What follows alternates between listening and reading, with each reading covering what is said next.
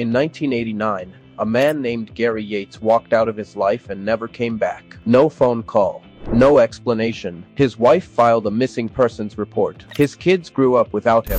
His co-workers assumed the worst. Police investigated, found nothing, and eventually closed the file. As far as the world was concerned, Gary Yates was gone. But he wasn't dead. He hadn't been kidnapped.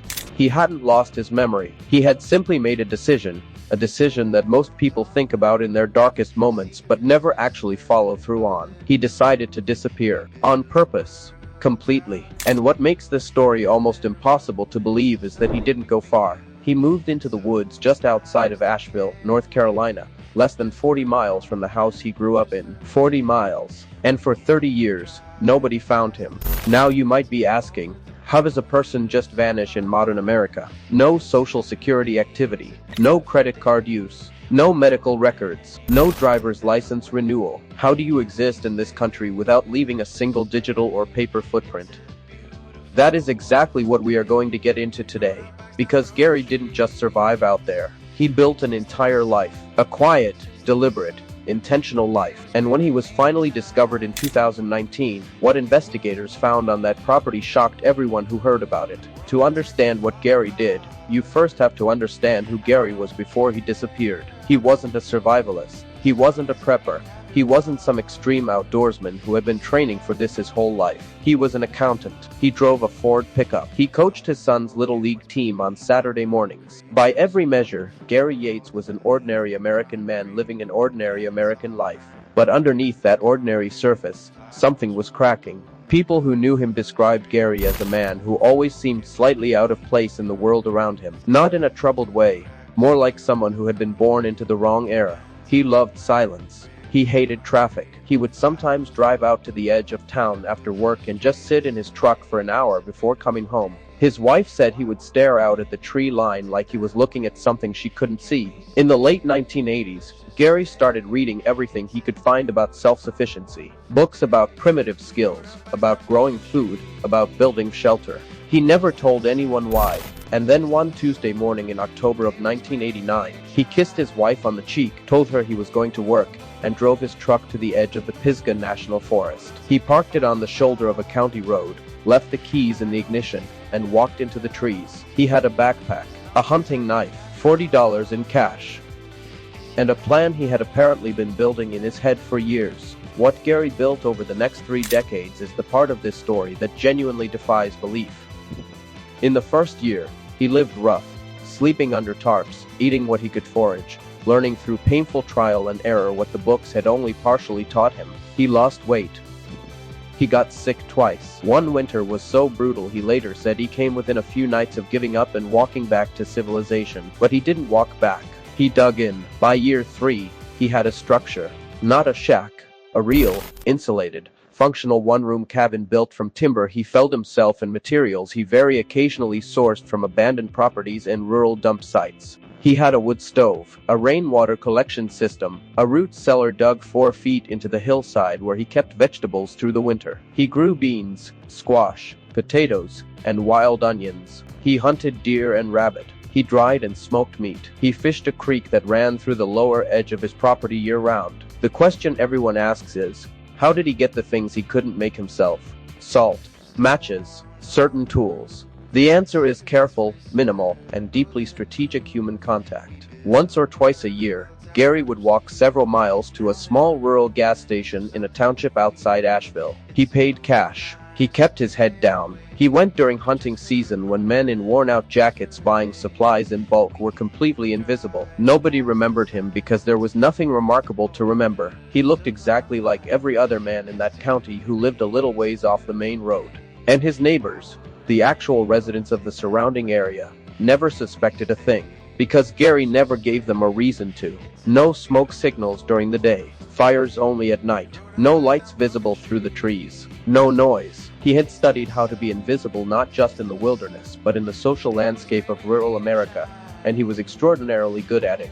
Gary was discovered not because he made a mistake, but because the land changed hands. In 2019, a timber company purchased a large section of the Pisgah forest adjacent to where Gary had been living for 30 years. When survey crews moved into the area with GPS equipment and started mapping the land for logging operations, they stumbled across something that wasn't on any map. A cabin, tucked deep into the tree line, invisible from any trail or road, built with the kind of careful intention that only comes from someone who genuinely does not want to be found.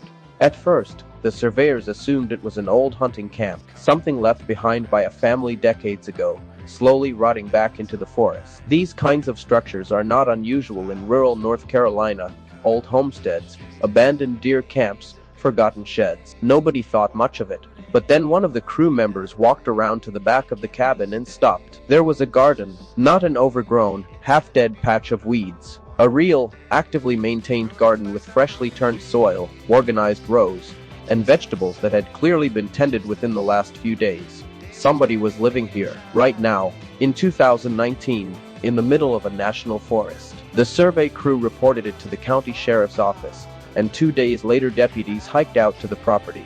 They didn't know what they were walking into. They had no idea if the person living there was dangerous, mentally ill, hiding from law enforcement, or something else entirely. What they found was a 71-year-old man sitting outside his cabin in the morning light, completely unbothered, like he had been expecting company eventually and had simply been waiting for them to show up. Gary didn't resist. He didn't run into the woods. He didn't even seem particularly alarmed.